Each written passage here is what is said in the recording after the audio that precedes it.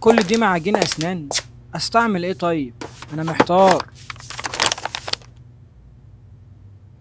بتخش الصيدليه محتار ومش عارف تختار، ولو اخترت غلط يبقى لك اسنانك ويغير لك طعم الاكل في بقك، ممكن يعمل لك تسمم. تعال اقول لك ازاي تختار معجون الاسنان صح. لو انت شخص عادي مفيش اي مشاكل في الاسنان، لا تسوس ولا حتى التهابات او حساسيه، بتستعمل معجون عادي. طب انا جبت ده، تعرف المعجون العادي منين؟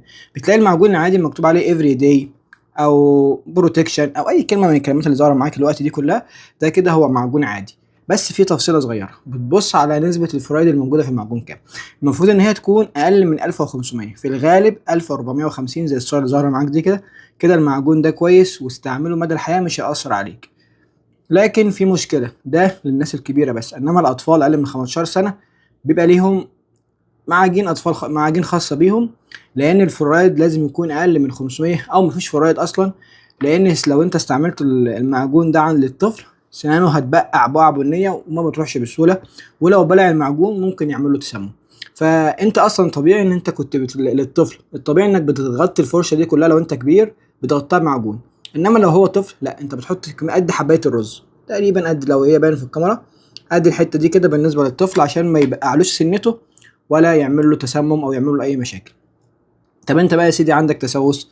لو انت عندك تسوس، الافضل انك بتروح لدكتور اسنان وهو بيقيم درجه التسوس. لو درجه التسوس بسيطه تستعمل اي معجون مكتوب هاي فلورايد او اي كلمه من الكلمات المكتوبه دي كده. ده كده بيبقى فيه الفلورايد اللي فيه 5000. فده لو هو درجه تسوس بسيطه، المعجون في خلال اسبوعين بيشيل التسوس ده. بس لو عدى اكتر من اسبوعين والتسوس ما راحش، فده معناه ان في فحر موجوده في السنه نفسها ولازم الدكتور يتدخل. وخلي بالك لو استعملته اكتر من اسبوعين، السنه هتبقى لونها بني، ولو بلعته ممكن يعمل لك اسهال وترجيع او اي أو مشاكل كتير. فانت بتستعمله اسبوعين بس ما جابش نتيجه، بتتابع مع دكتور، عشان هو مش مقاول، ده هو الدكتور هيشتغل ويظبط لك الدنيا. طب انت بقى احيانا بتيجي تاكل اي حاجه، تشرب اي حاجه، بتحس بالم في اسنانك. فهو الالم ده بسبب ان عندك فيه مشكله، في عندك الانحسار لسه او التسوس في السنه نفسها، هي اللي سبب الالم ده. فكل معاجين الاسنان الموجوده بيبقى مكتوب عليها انيمال ريبير او اي كلمه من الكلمات المكتوبه دي. كل المعاجين بيبقى فيها مواد مخدره بتخدر العصب، فانت ما بتحسش بالالم. وفي بعض المعاجين بيبقى فيها ماده بتعمل طبقه عازله بين السنه وبين الاكل او الشرب اللي انت بتشربه. بس انت كده ما حلتش المشكله. فانت لو بتستعمل مده اسبوعين المعاجين اللي هي مكتوب انيمال ريبير او اي حاجه دي، بتستعملها مده اسبوعين. اكتر من كده لا، تابع مع دكتور، شوف ايه هي المشكله الموجوده عندك عشان يحلها، او هو يتابع معاك انك تستعمل المعجون ده على طول. طب انت بقى يا سيدي ما عندكش مشاكل التهابات في الاسنان، عندك مشكله في اللثه دايما ملتهبه وبتجيب نزيف. في الحاله دي بنستعمل معجون في مكتوب عليه زنك او مكتوب عليه اي كلمه من الكلمات المكتوبه دي، كلوروهكسيدين او اي كلمه من الكلمات المكتوبه دي. بس خلي بالك لو كلوروهكسيدين ده هم كلهم بيبقوا زي مضاد حيوي عشان يعالج التهابات اللثه، بتستعمله لمده اسبوعين. لكن لو كلوروهكسيدين لا، ما بتستعملوش اكتر من اسبوعين.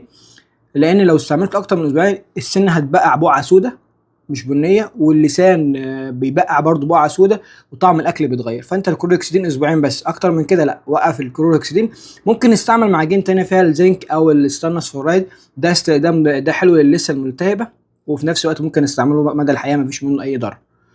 طب انت بقى يا سيدي عاوز تعمل ابتسامه هوليوود وتبيض اسنانك، في لو انت عندك مناسبه الصبح مثلا او بعد في خلال يومين وعاوز تبيض اسنانك دلوقتي، بتجيب الباتشات، باتش بتحط على السنه وبتحطها مرتين في اليوم لمده اسبوع، بتاكسد السنه، فبالتالي بتخلي الاسنان تبيض.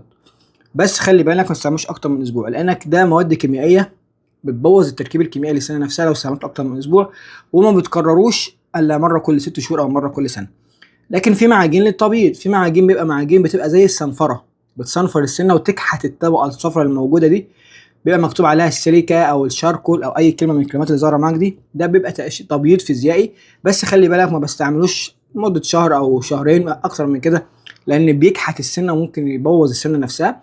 في بقى تقشير اقوى شويه، بيبقى التبييض اقوى شويه، بيبقى تبييض كيميائي، بيبقى مكتوب على المعجون هيدروجين بيروكسيد او اي كلمه من الكلمات اللي ظاهره معاك دي. بيبقى في ماده كيميائيه نفس الماده اللي موجوده في الشرايط، بس بتبقى بنسبه اخف شويه.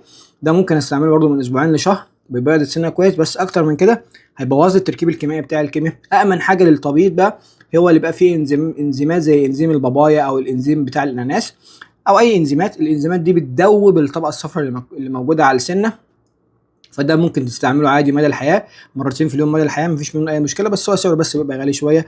ففي النهاية اختار المعجون المناسب لحالتك أو المعجون اللي عليه عرض. خليك فاكر إن المعجون مش مقاول، هو بس كل اللي عليه إن هو بيعمل لك وقاية من مشاكل الأسنان اللي هتيجي بعد كده. إنما المشاكل الموجودة عندك قبل كده لأ، لازم تتابع مع دكتور أسنان عشان يتعامل. وخليك دايما فاكر إن صحتك أهم. سلام.